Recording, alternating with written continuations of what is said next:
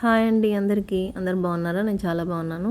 Potato French fries ఎలా చేయాలో చూద్దాం. 2 పొటాటోస్ తీసుకొని చాప్ చేసుకొని క్లీన్ చేసుకోవాలి. 2-3 టైమ్స్ క్లీన్ చేసుకొని ఫ్రెష్ వాటర్లో హాఫ్ స్పూన్ సాల్ట్ వేసుకొని కాసేపు నానబెట్టుకోవాలి. తర్వాత పొడి క్లాత్తోని మామూలుగా తుడుచుకోవాలి, లేకుంటే విరిగిపోతాయి. కాబట్టి వేరే బౌల్లోకి షిఫ్ట్ చేసుకొని ఏమైనా వేసుకోవచ్చు అండి.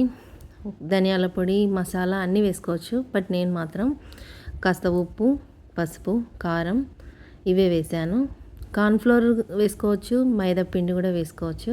ఆప్షనల్, మీరు ఏది చాయిస్ మీరు నచ్చింది వేసుకోవచ్చు. నేను మాత్రం కార్న్ఫ్లోర్ వేసాను. చాలా బాగుంటుంది. దీని స్పెషల్ ఏంటనేది మీకు చివరిలో తెలుస్తుంది. అది మీరు చూస్తేనే అర్థమవుతుంది. స్కిప్ చేయకుండా చూడండి. కొంచెం ధనియాల పొడి కూడా వేసానండి. కాస్త ఆయిల్ వేసాను. ఆయిల్ గమనించండి, నేను 2.5 స్పూన్స్ మాత్రమే వేసాను.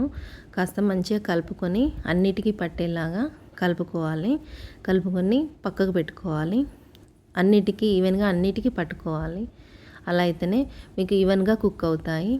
ఇదేనండి నేను చెప్పిన స్పెషల్ ఏంటో, ఎయిర్ ఫ్రైయర్. ఇది అందరికీ ఐడియా ఉందేమో, నేను చెప్తున్నాను. ఆయిల్ ఫ్రీ అనేది ఈజీగా అర్థమైపోతుంది. అగారో నా ఎక్స్పీరియన్స్ బట్టి నేను చెప్తున్నాను.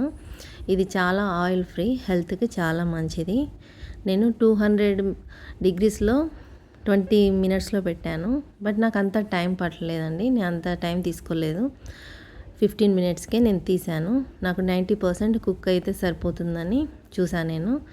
దానికి నాకు బాగానే వచ్చాయి. ఓవర్ కుక్ ఇష్టం ఉన్న వాళ్ళు అలా చేసుకోవచ్చు.